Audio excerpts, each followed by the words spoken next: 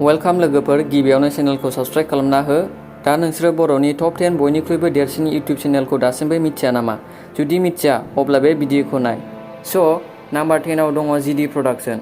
Subscriber 2.68 lakh. जइन डेटआ 15 July 2020। Total भिडिअआ 31।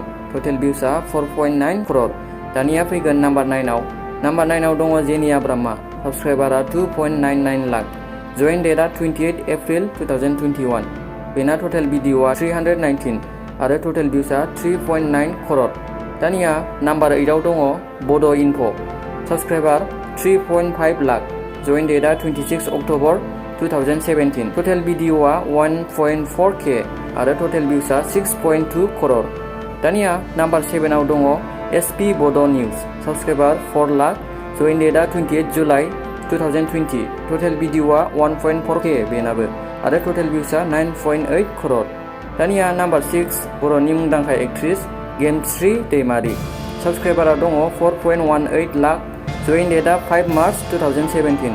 Total भिडिअआ 1.3K आरो टोटेल भिउसआ 10.8 करोड़।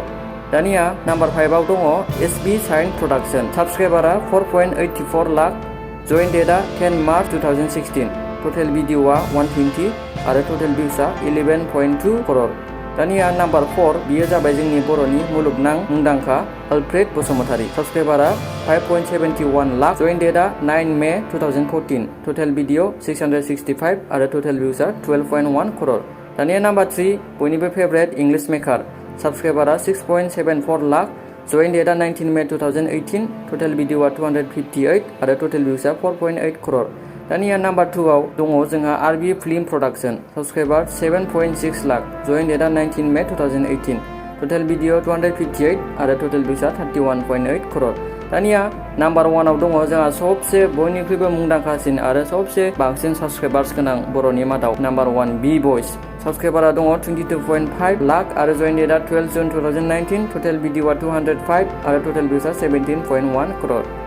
लोगोफोर दिनैनि भिडिअआ एसेनोसै। जुदि भिडिअखौ मोजां मोनदोंबा चेनेलखौ साबस्क्राइब खालामनानै हो आरो लाइक खालाम। गोजोन्थों।